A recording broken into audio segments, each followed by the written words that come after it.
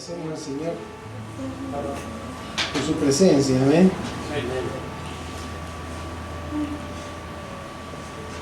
Aquel que le busca y le anhela, Dios se manifiesta. Hermoso hacerlo aquí, reunidos en su nombre. Amén. También anhelar su presencia manifiesta, ¿no? Porque su presencia, dice la Escritura, que llena toda la tierra. Aunque no le pidamos, Él está en todo lugar. El salmista decía: ¿a dónde iré de tu presencia? No obstante, lo que le estamos diciendo es que se manifieste en nuestros corazones, que tengamos la claridad de saber que Él está a nuestro lado y que podemos confiar en Él en cualquier situación. Amén. Quiero en esta tarde compartir una palabra en el Evangelio de San Lucas, en el capítulo 17. Vamos a leer del versículo 5 en adelante. Lucas capítulo 17. Vamos a meditar un poco en lo que el Señor nos quiere hablar en estos versículos. Evangelio según San Lucas, capítulo 17, versículo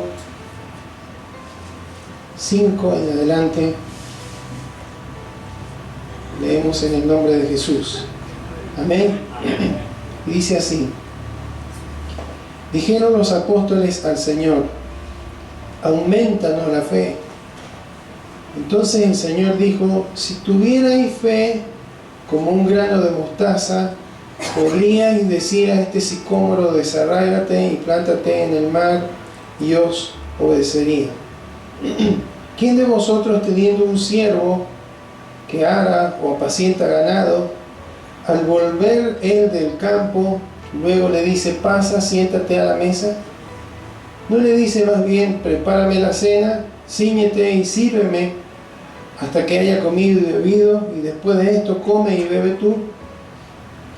¿Acaso da gracias al siervo porque hizo lo que se le había mandado? Pienso que no. Así también vosotros, cuando hayáis hecho todo lo que os ha sido ordenado, decid: siervos inútiles somos, pues lo que debíamos hacer hicimos. Amén.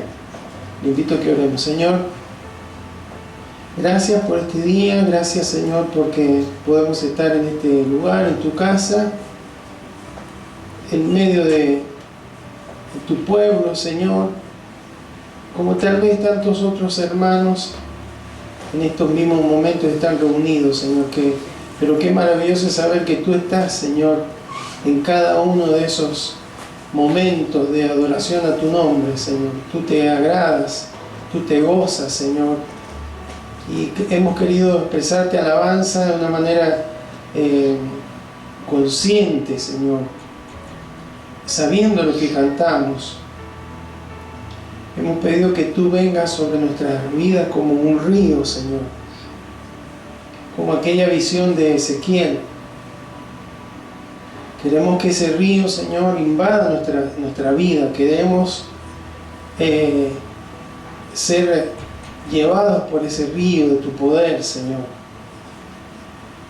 No simplemente ser mojados, no simplemente sentir un refrigerio temporal, sino una presencia poderosa que nos lleve, Señor. Gracias, Señor, porque entendemos que esto ha sido lo que ha estado en tu propósito desde aquel tiempo de Pentecostés, cuando inició la iglesia. Y queremos, Señor, que esto mismo sea lo que ocurra en nuestras vidas, Señor, cada día de nuestras vidas. No queremos que caminar en nuestras capacidades, nuestra fuerza, nuestra carne, sino en el Espíritu, en ese río poderoso de tu Espíritu, el río de vida. Señor, y en esta hora también te agradecemos porque al cantar, al alabarte con cánticos, Señor, es también algo que nos llena de alegría, de gozo. aquellos que hemos estado en un ejército alguna vez, entendemos, aunque no estemos en el ejército de este mundo, de nuestro país, pero estamos en el ejército de Cristo. Pero vemos la importancia de la música, la importancia de los cánticos. Por eso aún en los ejércitos siempre ha habido trompetas, ha habido tambores, porque generan un ambiente propicio, Señor, para la manifestación de tu poder, Señor, en este caso. Por eso, Señor, creemos que cuando te alabamos hay murallas que caen, Señor, en nuestro corazón. Hay imposibles como el mar que se abren. Porque cuando hay gente que te cree, que camina en fe, Señor, tú te manifiestas en poder, y aún en medio de las alabanzas. Gracias, Señor, por este tiempo. Queremos oír tu voz hablándonos a nuestros corazones en esta noche. Te ruego, Señor, que seas tú coordinando, Señor, cada pensamiento, cada palabra, Señor, de mi vida, para que pueda, Señor, reflejar tu propósito en esta noche. Te lo pedimos en el nombre de Jesús. Amén. Amén. Este capítulo empieza hablando el Señor Jesús de algo que le enseñaba a los discípulos y que por supuesto nos enseña a nosotros. Le decía, es imposible, al principio el capítulo 17, imposible que no vengan tentaciones sobre nuestras vidas. Es imposible que, ahí lo llama tropiezo.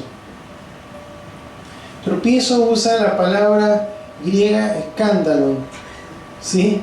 Que habla de trampas, ¿sí? Vieron que, bueno, por lo menos en los dibujitos de mi época había una trampita que era un cajón con un palito ahí puesto y con un cebo para que algún ave llegara, y mientras comía ese alimento uno tiraba el palito y quedaba encerrado dentro de la caja. Bueno, esa es la idea de la palabra escándalo. Entonces Jesús decía, mientras estén en el mundo es imposible que venga ese tipo de situaciones, que se vean tentados a reaccionar, a actuar, a hacer algo incorrecto delante de Dios. Pero lo que enfoca primeramente es, pero cuidado de aquellos que hagan, a través de una mala enseñanza, de un mal ejemplo, de una mala actitud, hagan tropezar, hagan retroceder, hagan pecar a otro, ¿sí? Está en esos primeros versículos, está hablando de esto. Y luego dice, pero si alguno hace un escándalo, ¿sí? Si alguno los hace tropezar, si alguno los hiere, alguno le da un mal ejemplo, alguno tiene una mala actitud, no hagan como que no ha pasado nada. Traten de arreglar esa situación, repréndanle. O sea, está diciendo, corríjanlo, amonéstenlo y perdónenlo. Y termina diciéndole, y si 7 veces al día pecare contra ustedes, y viene esas 7 veces arrepentido y le pide perdón, lo tienen que perdonar.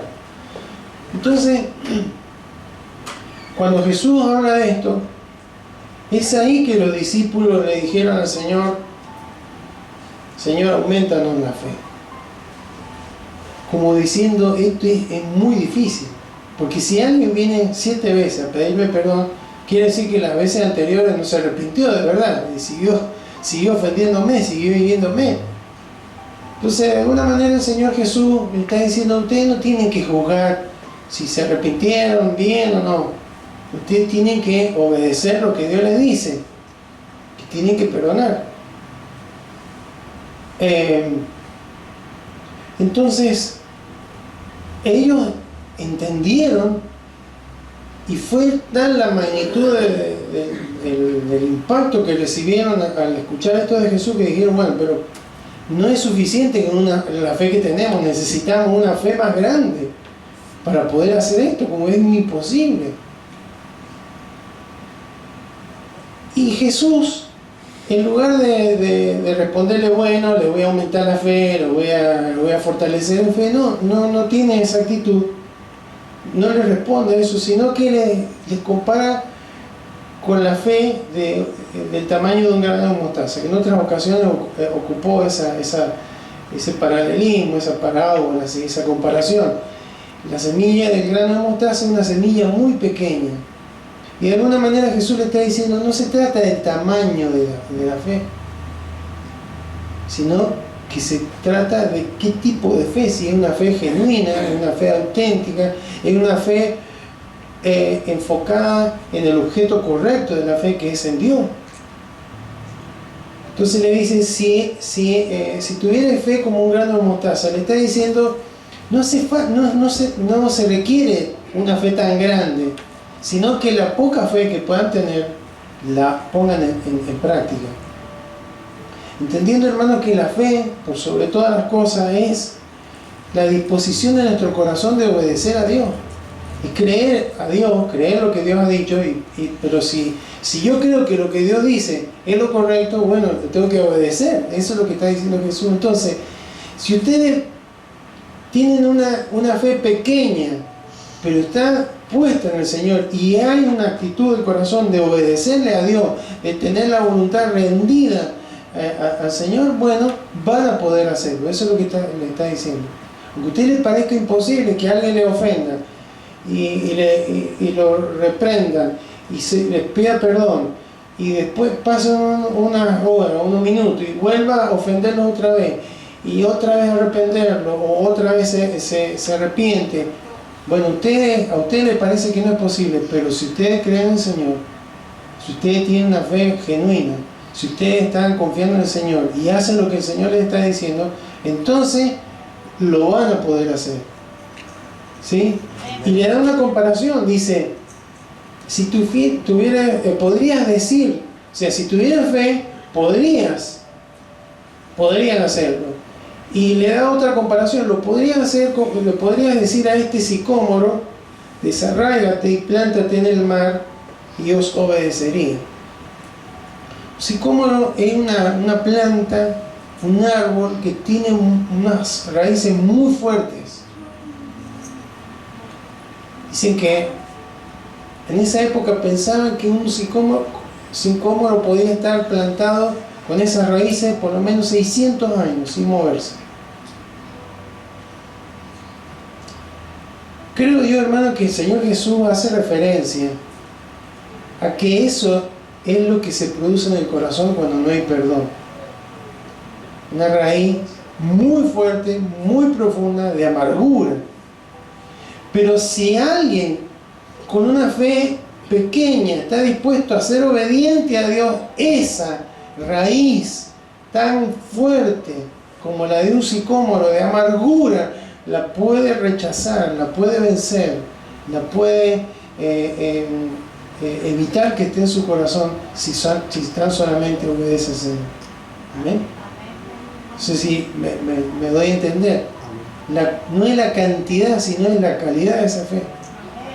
Y la compara con un grano de mostaza, porque un grano de mostaza, como cualquier semilla, tiene vida. Y si están dadas las condiciones, esa semilla crece y crece y crece.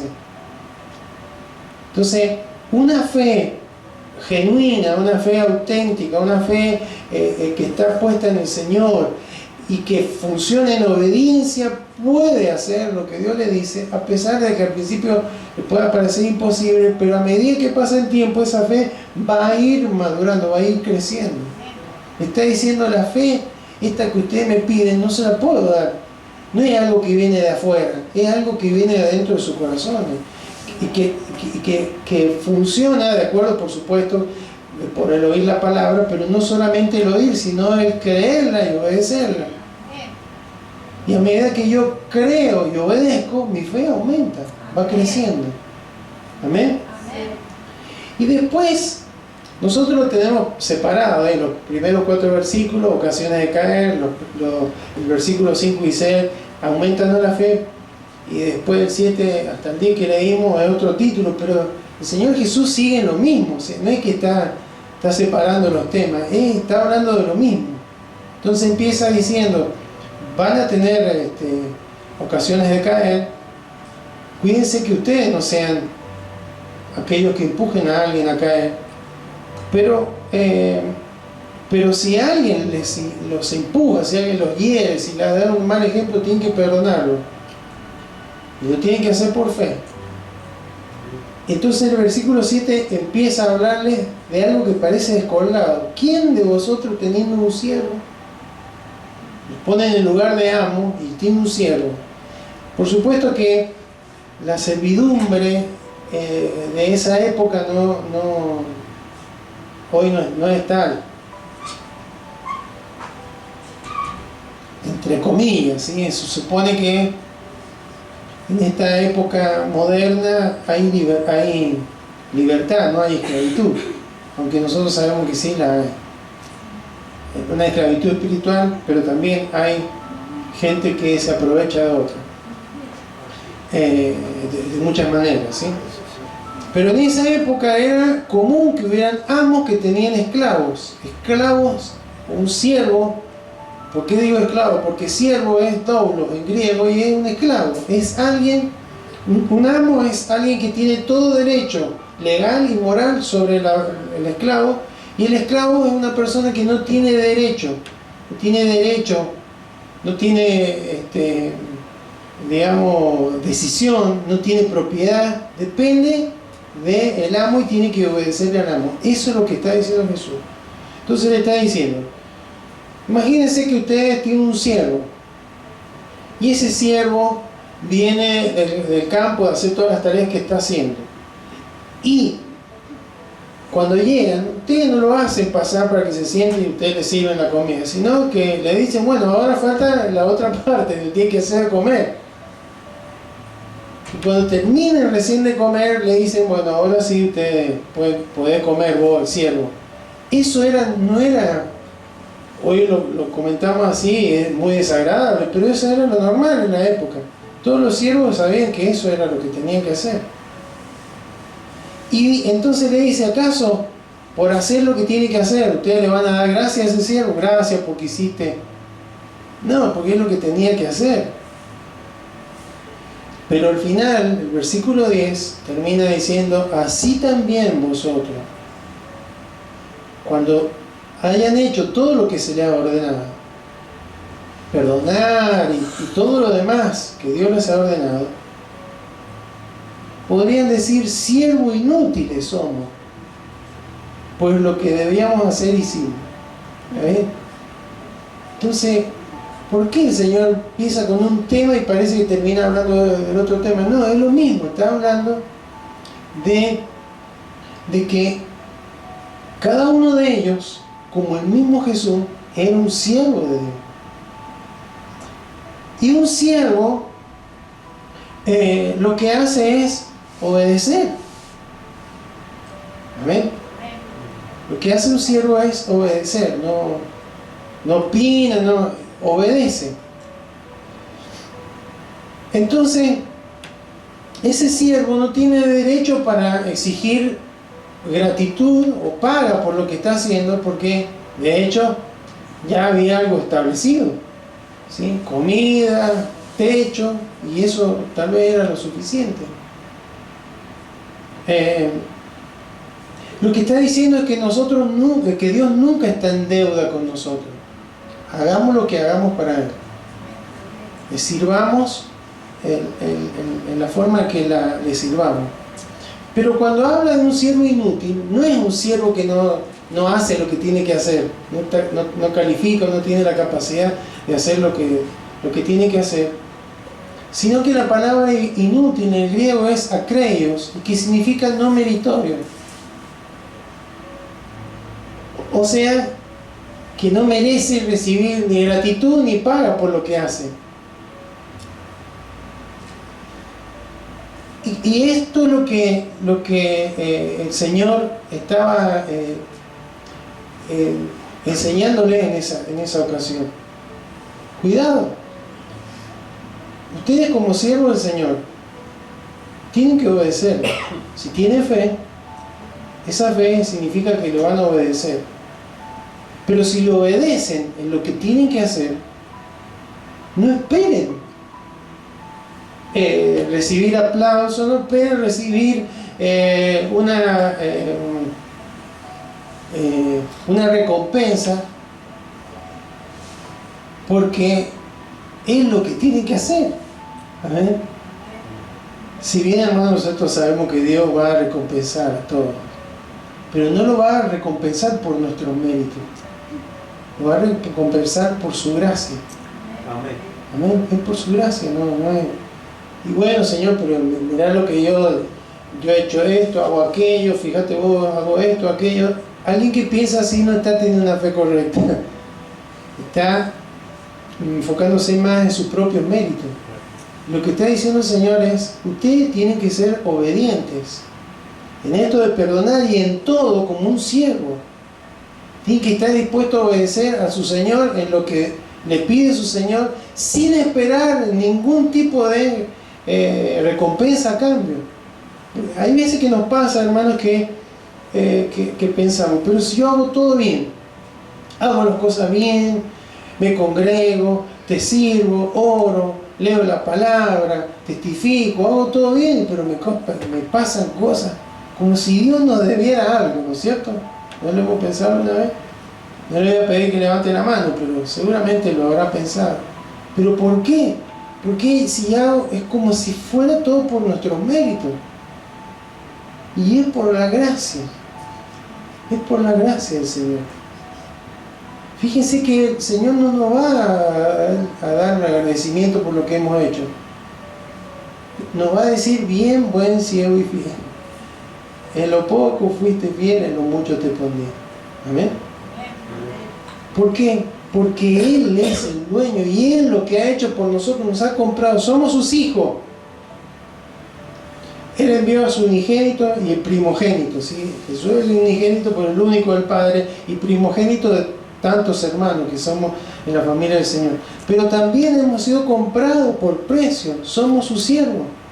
Amén. Entonces, usted y yo estamos llamados a servir. Eso es lo que le estaba indicando. Cuidado. Que no se le vaya a subir el orgullo, decir, bueno, yo hago esto, yo hago aquello. No, no, no. Ustedes son siervos del Señor, tienen el privilegio de servir, tienen que obedecer. Y cuando hagan, no tienen que ser inútiles. Inútiles en el sentido de no esperar nada a cambio. De saber que no es por sus méritos. Pero tienen que ser útiles en el sentido de hacer, porque, como dice ahí, lo que debíamos hacer, hicimos. O sea, es alguien que hizo lo que tenía que hacer. Entonces, en primer lugar, esto nos habla de eliminar cualquier idea de comprar y de adquirir la salvación. Sí, por supuesto. Y todo lo que, la bendición de Dios. Todo lo que, desde la salvación hasta cualquier manifestación de la bendición de Dios sobre nuestras vidas, es por gracia. ¿Sí? Si bien Dios se mueve, y cuando ve a alguien que se mueve, Dios se mueve y lo bendice, pero es por gracia. Siempre es por gracia. Amén. No, si no es como que la fe está en lugar de la puesta en el Señor, está puesta en nuestros méritos, en lo que yo hago, en lo que yo creo que soy, y no en la gracia del Señor. Entonces, todo eso no tiene que tener lugar, pero el énfasis del Señor está en la obediencia.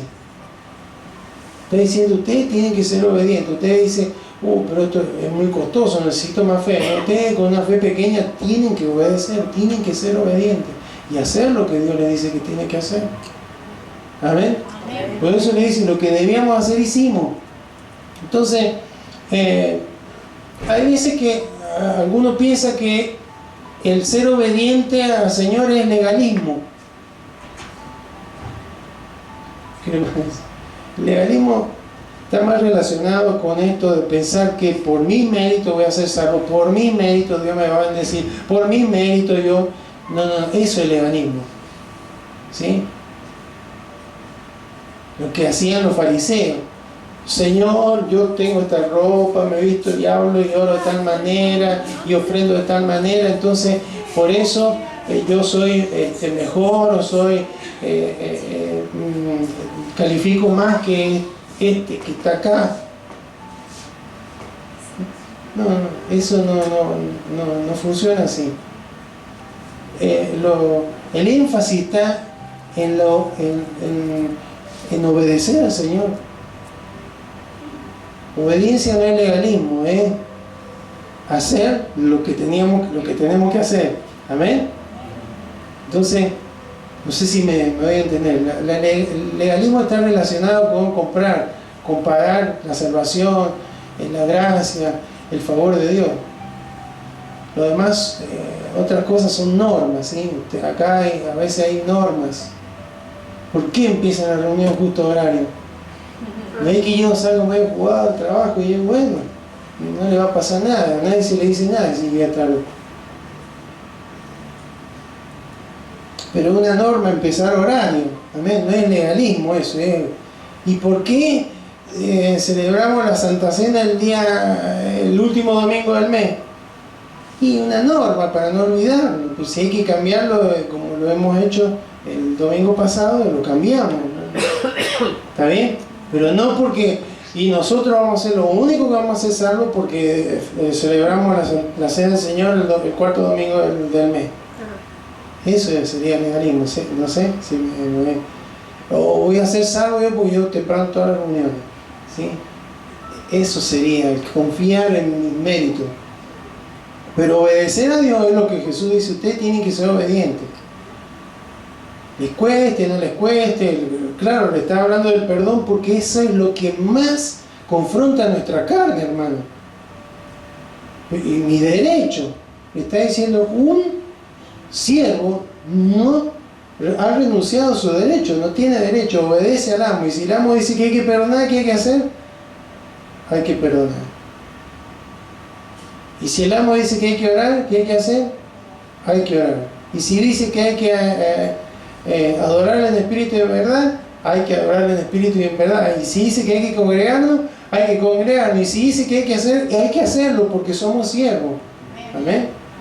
Eso es lo que está. Entonces no tiene que Dios ni aumentar una fe, ni tampoco tenemos que ser siervos inútiles en el sentido de no hacer. No, tenemos que hacer lo que Dios nos ha llamado a hacer en obediencia a Él.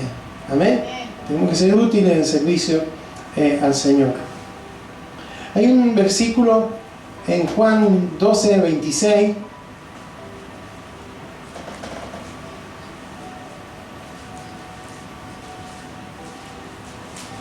que dice el Señor, si alguno me sirve, ¿qué hay que hacer?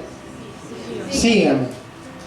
Y donde yo estuviere, allí también estará mi servidor. Y si alguno me sirviere, mi Padre lo honrará. ¿Ve? Esa honra, hermano, viene por servir al Señor, por ser obediente, por escuchar, por oírlo. Pero es la honra del Señor, la recompensa del Señor es por la gracia, no por nuestros méritos. Amén. Ahora, acá dice dos cosas importantes. Si alguno me sirve, ¿qué hay que hacer? El siervo sigue al Señor, no el Señor al siervo. ¿Está bien? A veces, hermano, que tenemos una forma de pensar de que Dios tiene que seguirme en todo lo que se me ocurra a mí. No es así. Yo tengo que depender del ok de mi Señor para hacer todo lo que tengo que hacer. Eso es lo que está diciendo Él.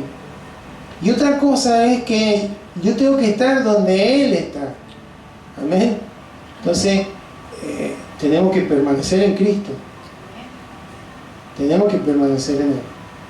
A veces que estamos fuera, no estamos donde el Señor quiere que estemos, o Él está, o Él quiere manifestarse a través de nuestra vida.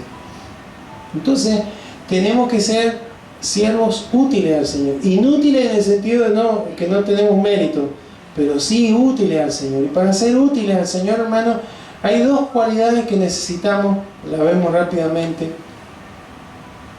Primero es fidelidad. Bien, buen siervo y segundo de Timoteo 2:2, que le dice el apóstol Pablo a Timoteo, que se tiene que buscar hombres fieles e idóneos, ¿sí? Fidelidad, fidelidad, pistos, la palabra es pisto, es digno de confianza. Amén. Entonces, primero, hermano, es fidelidad. Gente que sirva al Señor y que no deje de hacer lo que el Señor le pide que haga. Amén.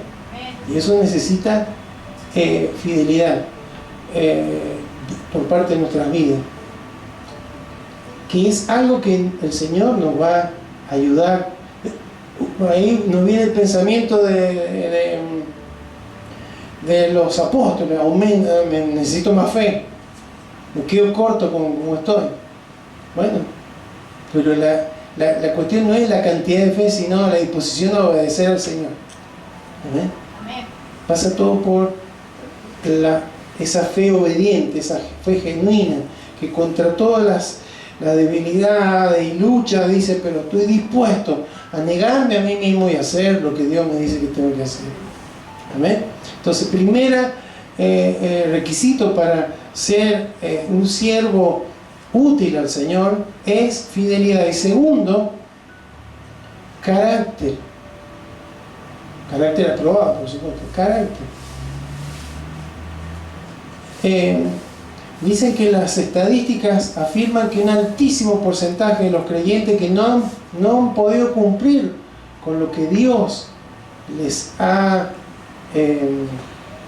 está pidiendo que hagan, es porque fallan en su carácter, porque no maduran espiritualmente. ¿Sí? Entonces, nuestra madurez espiritual no se mide por años cronológicos, ¿sí? Por años de conocer a Cristo. Se mide por la cantidad de fruto, el tamaño del fruto del Espíritu Santo que emana de nuestra vida. ¿Ven? Que se puede servir el fruto del Espíritu Santo es algo que Dios ve en nuestra relación con Él y que Dios ve en nuestra relación hacia los demás.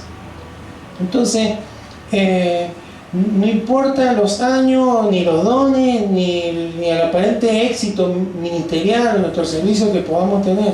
Todo pasa por una cuestión del corazón y de cómo el Espíritu Santo manifiesta su fruto en nuestra vida. Amén. Un ejemplo lo tenemos en Pedro. Pedro era un hombre que amaba al Señor Jesús, pero tenía un problema de carácter. Era impulsivo, era explosivo, hablaba sin pensar a veces lo que decía. Y hermano, eso le costó caro, ¿sí?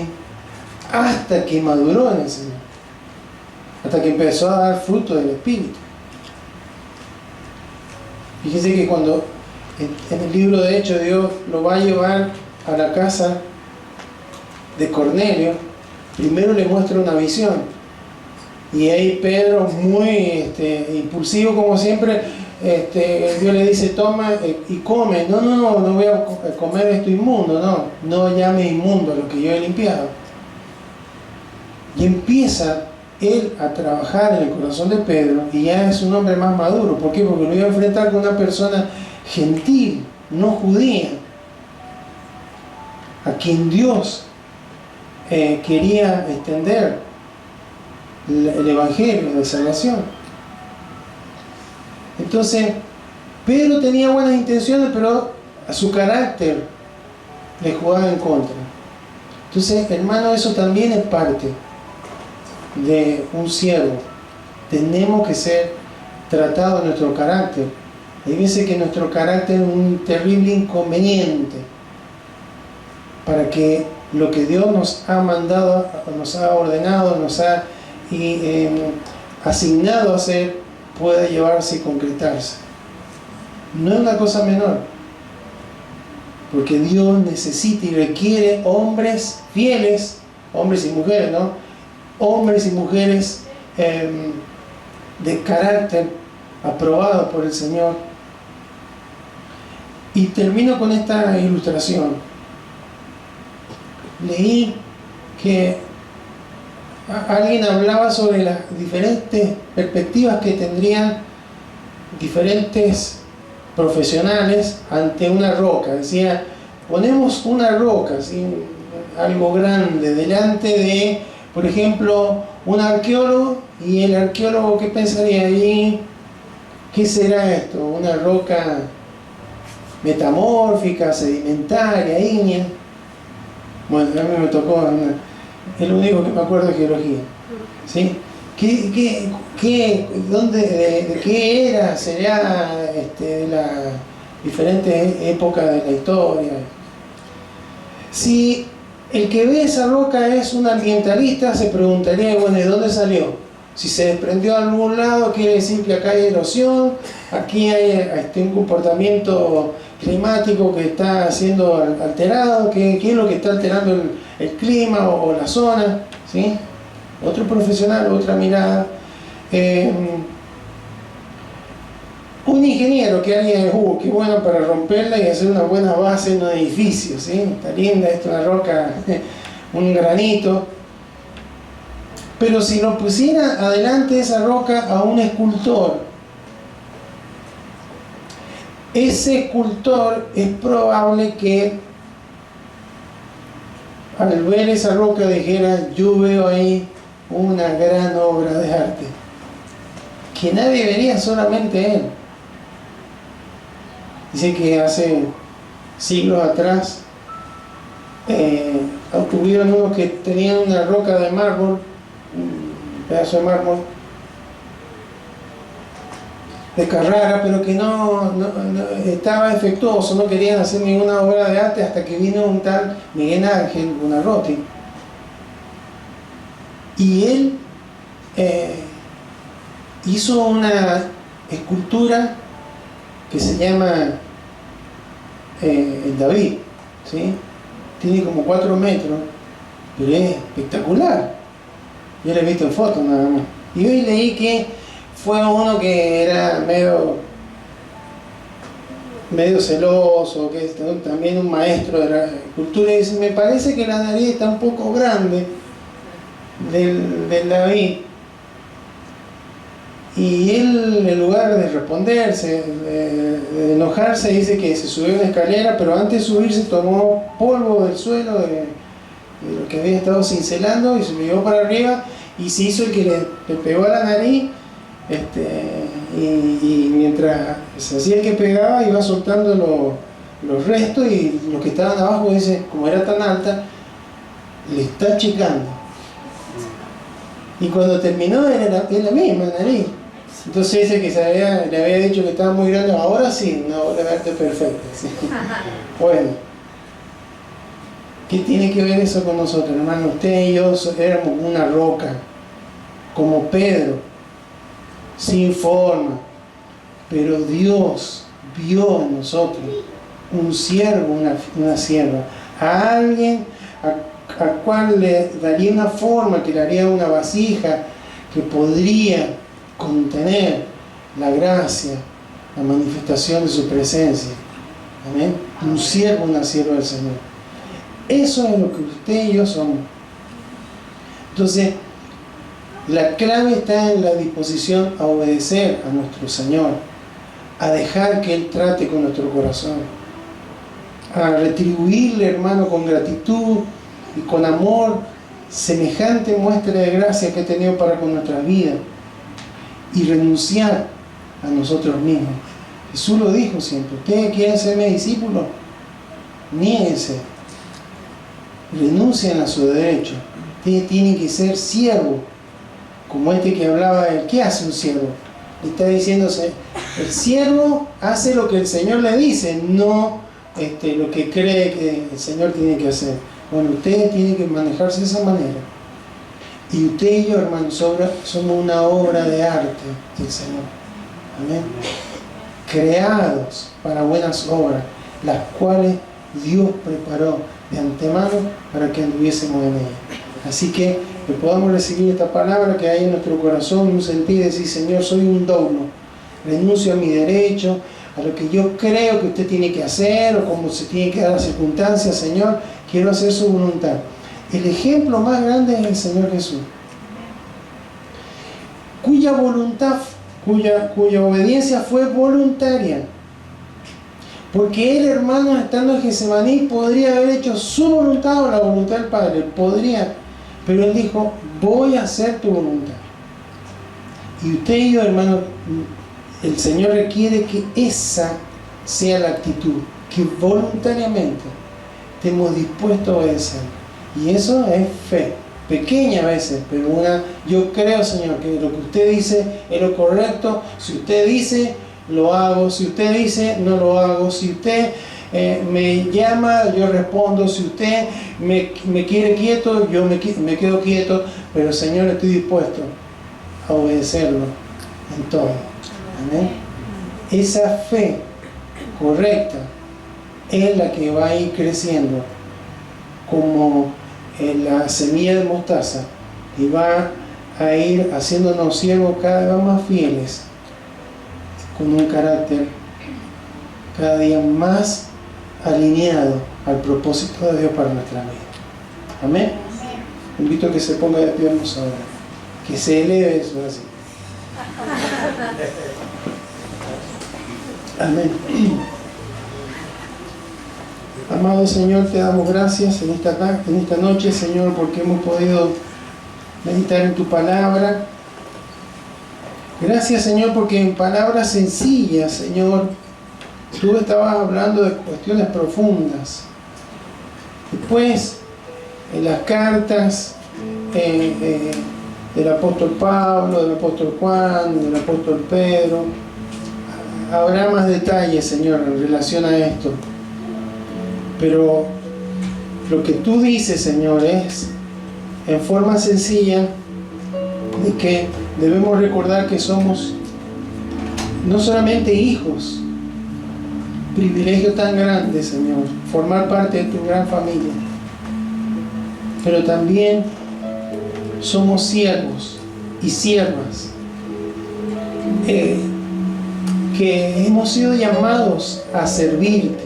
Cada uno de nosotros hemos sido llamados y tú nos has capacitado para que podamos llevar adelante ese servicio que tú requieres en nuestra vida.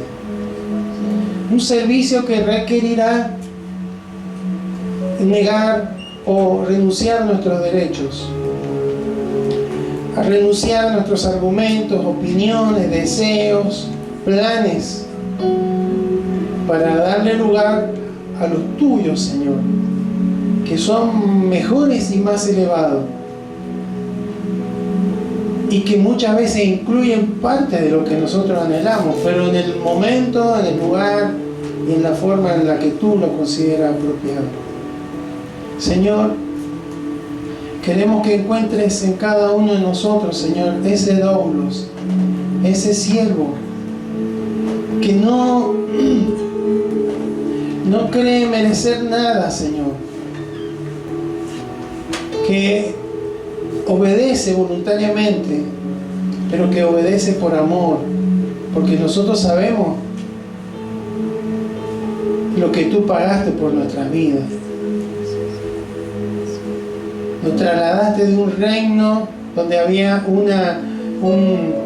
una persona que nos estaba destruyendo, que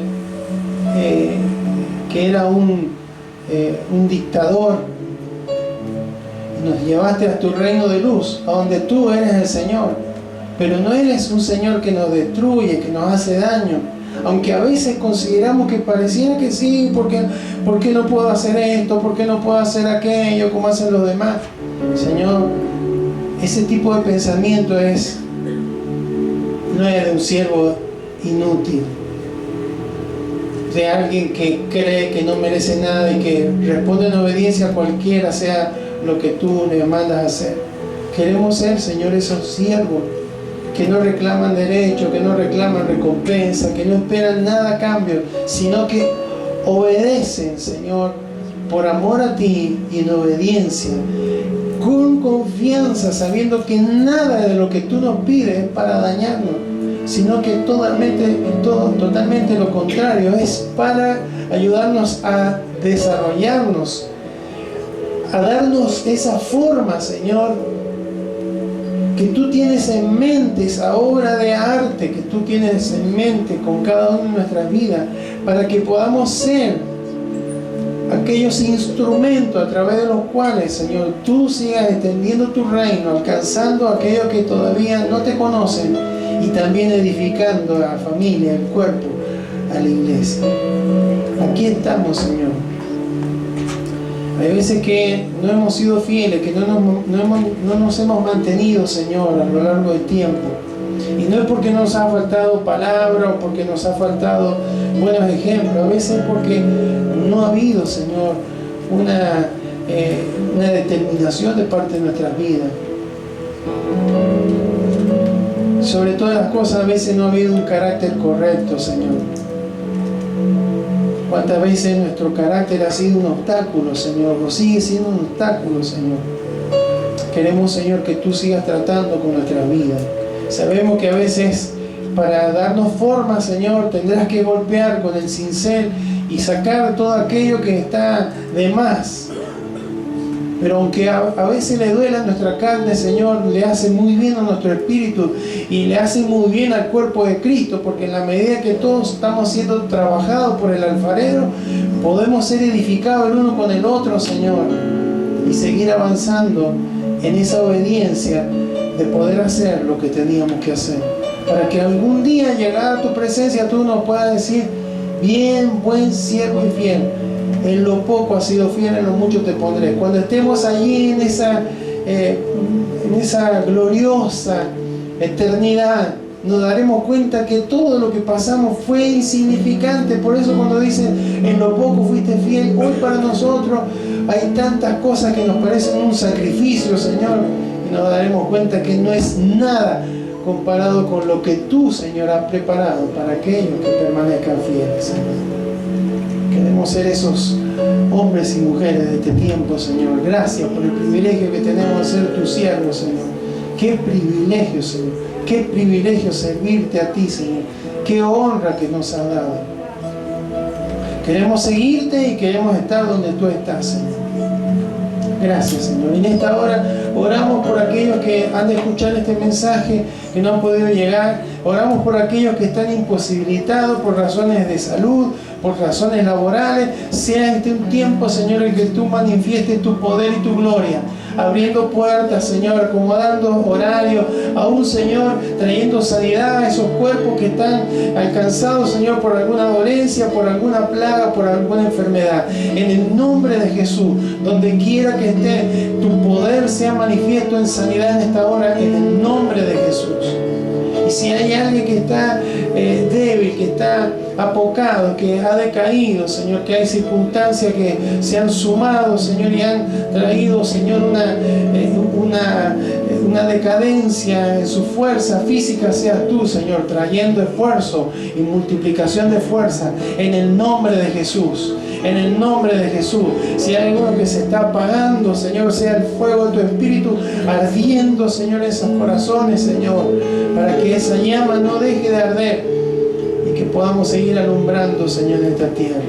Bendecimos, Señor, a cada uno de tus hijos, en esta hora, a cada familia, en el nombre de Jesús. En el nombre de Jesús. Si alguno está trabajando a esta hora, en el nombre de Jesús, tu poder sea manifiesto sobre esa vida, sobre ese corazón. Gracias, Señor. A ti te honramos, Señor. Queremos permanecer en ese lugar.